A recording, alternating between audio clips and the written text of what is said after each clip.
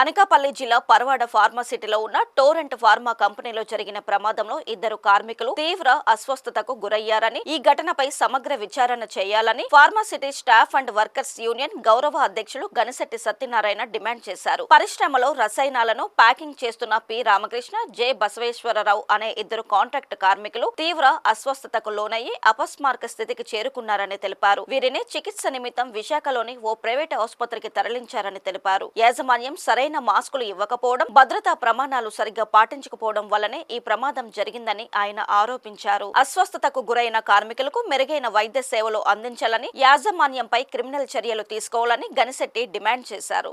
అనకాపల్లి జిల్లాలో ఉన్నటువంటి Paravada ఫార్మాసిటీలో Toronto pharma కంపెనీలో జోలఫ్రోడమ్ స్టేజ్ 2 అనేటువంటి ఒక డ్రగ్ ఏదైతే ఉందో పౌడర్, ఈ పౌడరు ప్యాకింగ్ చేస్తున్న సందర్భంలో అది ఇద్దరు కార్మికులు జె రామకృష్ణ అలాగే బసవేశ్వరరావు అనేటువంటి ఇద్దరు కార్మికులు, కాంట్రాక్ట్ కార్మికులు తీవ్రమైనటువంటి అస్వస్థతకు గురయ్యారు.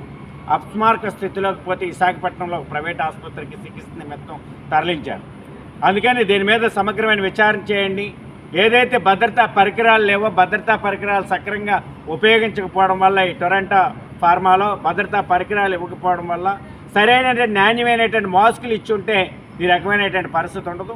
కాంట్రాక్ట్ కార్మికులు ఈరోజు హాస్పిటల్లో చాలా తీవ్రమైనటువంటి ఇబ్బందుల్లో హాస్పిటల్లో చికిత్స పొందుతూ ఉన్నారు. అందుకని భద్రతా ప్రమాణాలు పూర్తిగా గాలికి వదిలేస్తున్నటువంటి యాజమాన్యాల వలన కార్మికుల యొక్క జీవితాలు అతలాకుతలం అవుతూ ఉన్నాయి. తీవ్రమైనటువంటి ఇబ్బందులు ఎదుర్కొంటూ ఉన్నారు. కాంట్రాక్ట్ కార్మికులు అరిచేతుల ప్రాణాలు పెట్టుకొని క్షణ భయాందోళనలో విధులు నిర్వహిస్తూ ఉన్నారు.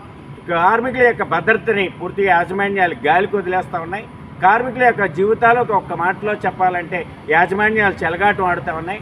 అందుకని జిల్లా కలెక్టరు, జిల్లా అధికారి యంత్రాంగం వెంటనే విచారణ చేసి చర్యలు చేపట్టాలని, ఈ పరిశ్రమలో ఏదైతే అపస్మారక స్థితిలోకి వెళ్ళినటువంటి రామకృష్ణ, బసవేశ్వరరావు అనేటువంటి కార్మికులు ఇద్దరికి సరైనటువంటి నాణ్యమైనటువంటి మెరుగైనటువంటి వైద్య సేవలు అందించి వాళ్ళిద్దరినీ కోలుకునేటట్లుగా చర్యలు చేపట్టాలని, ఇలాంటి ఘటనకు కారణమైనటువంటి యాజమాన్యం మీద క్రిమినల్ చర్యలు తీసుకోవాలని pharma city staff and workers union CITU demand చేస్తాం.